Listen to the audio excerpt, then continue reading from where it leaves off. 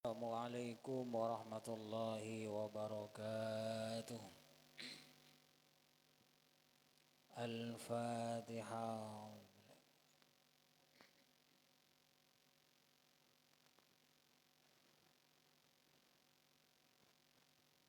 Bismillahirrahmanirrahim. Qala al-muallif rahimahullahu ta'ala wa nafa'ana bi'ulumihi fid dharain amin. Masih di bab lebih semangat urusan akhirat bagian kedua. Kemarin sudah dijelaskan menurut hadis muttafaqun alaih. Lebih utama mendahulukan sebelah kanan daripada sebelah kiri. Walaupun sebelah kanan itu orang biasa, sebelah kiri adalah tokoh masyarakat. Ngasih makanan, salaman dan lain sebagainya lebih utama mendahulukan yang kanan.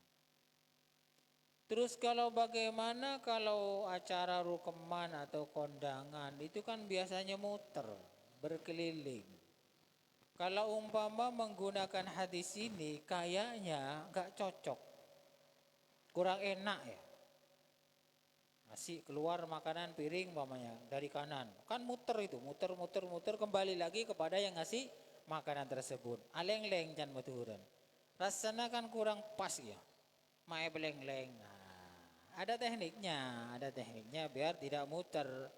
Tetap menggunakan yang pertama, yang kanan itu yang didahulukan, sampai di tengah berhenti atau sampai pojok berhenti, kemudian dari kiri begitu. Yang penting kanan dulu, jangan kiri dulu.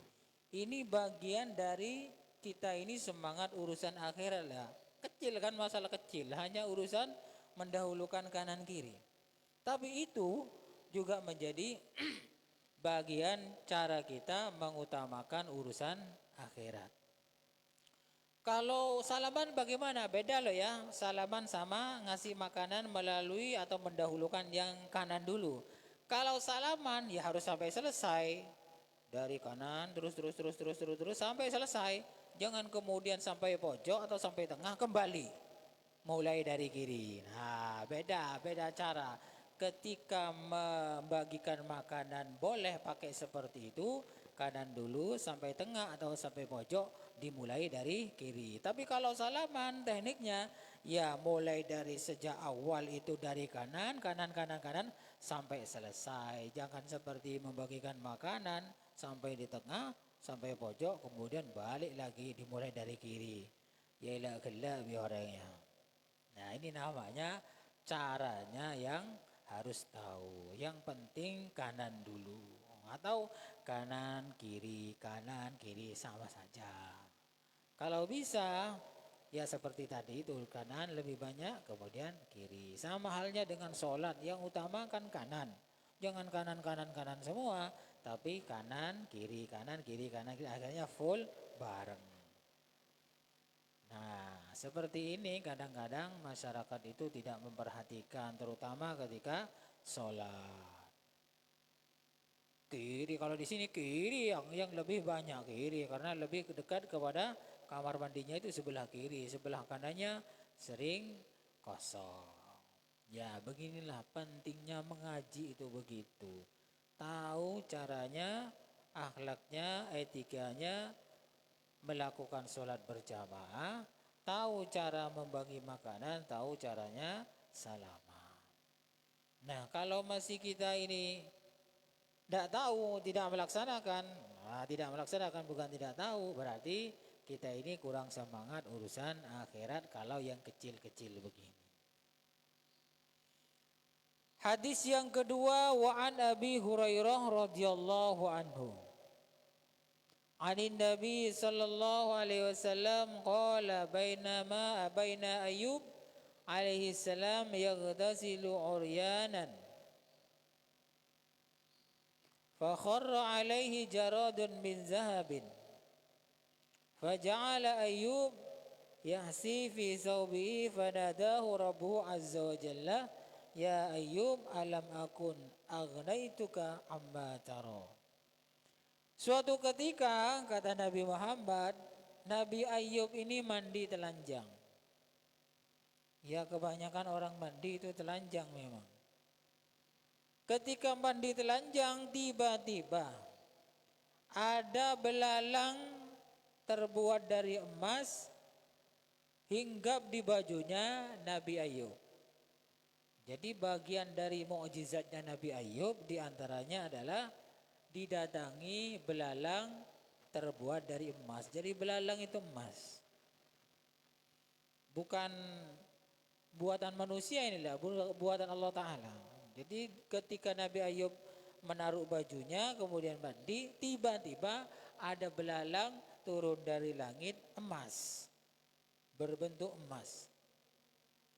Karena berbentuk emas menarik perhatian Nabi Ayyub, diambil, disimpan di bajunya.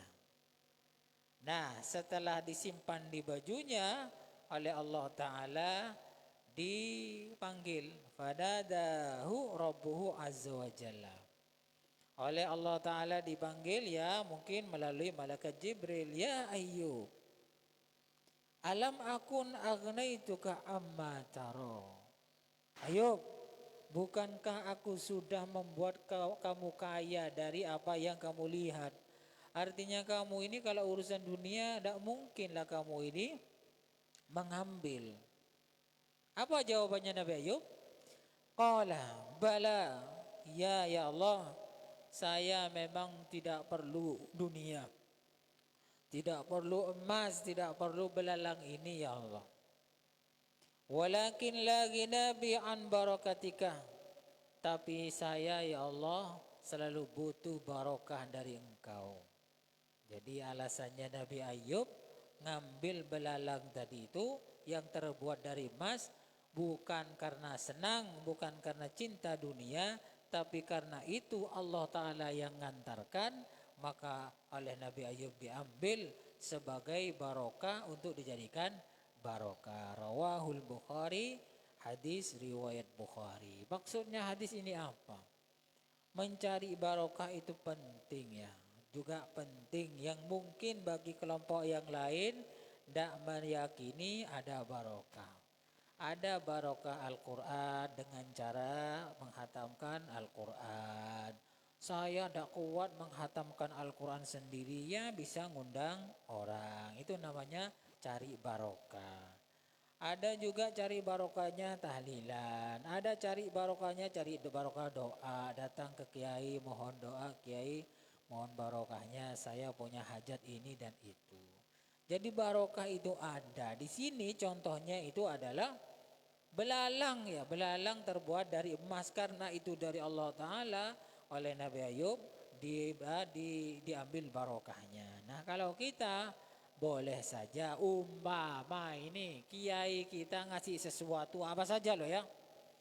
Entah makanan, mobil, sepeda motor atau harta atau uang disangoni gurunya diambil ya. Kalau berdasarkan hadis ini diambil, bukan kemudian menolak.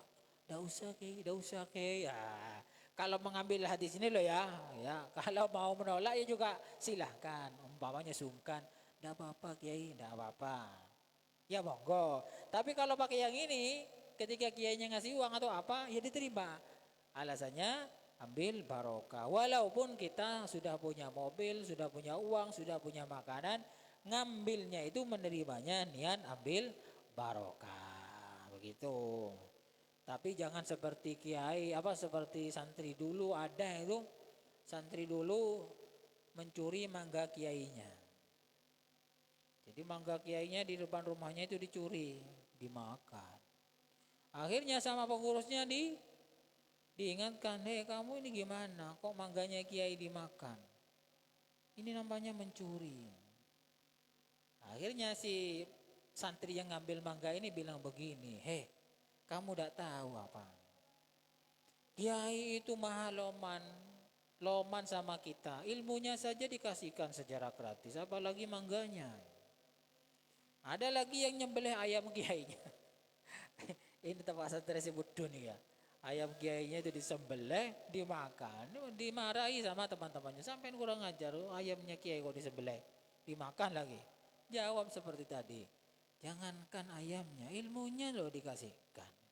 Nah ini namanya santrian, tempat si Budun ini. Ya walaupun kiainya sabar ya tidak usah begitu. Kami ini namanya ambil barokah dengan cara yang tidak baik. Jadi barokah itu ada. Kalau di zaman sekarang ya mungkin ulama. Kalau mau cari barokah selain ulama mungkin barokah Al-Quran. Barokah solawatan, ngundang solawatan. Umpamanya acara pernikahan yang ngundang solawatan atau hataman. Tujuannya apa? Mencari barokahnya. Terus barokah itu apa? Kan begitu. Coba padang. Ingat loh ya. Barokah itu maksudnya adalah ziyadatul khair. Bertambahnya kebaikan. Bukan bertambah harta loh ya. Bertambah kebaikan. Ketika kita setelah melakukan itu kok bertambah baik, itu namanya barokah. Baik itu apa? Ya terserah pokoknya baik. Apa sikap kita semakin baik, akhlak kita semakin baik, amal kita semakin baik, itu barokah. Jangan kemudian ketika ada santri yang kaya, barokahnya banyak ini. Ketika santri miskin, tidak ada barokahnya. No, bukan begitu maksudnya. Santri yang sukses itu santri yang barokah, bermanfaat untuk dirinya, untuk orang lain, dan akhlaknya itu bagus. Bukan santri kemudian yang barokah itu, yang dapat barokah yang kaya, banyak mobilnya, banyak sawahnya, banyak harta. Bukan. Barokah itu ziyadatul khair. Kebaikannya selalu bertambah. Ketika kita melakukan umpamanya sodako, ada barokahnya, baca Quran banyak barokahnya, hati kita itu semakin baik. Sikap kita, akhlak kita, itu namanya barokah. Rajin ngaji, rajin sholat, tapi saya pancet ya, ngomongannya sembarangan, tingkah lakunya, waduh, karu-karuan, itu berarti ibadahnya tidak ada barokahnya. Kun ngelakonen, tembang tak ngelakonen ya, tidak apa-apa dulu. Yang penting kita itu sudah berbuat baik. Cukup sekian dulu, kurang lebihnya saya mohon maaf. Mudah-mudahan bermanfaat. Wallahu a'lam bishawab. Al-Fatihah.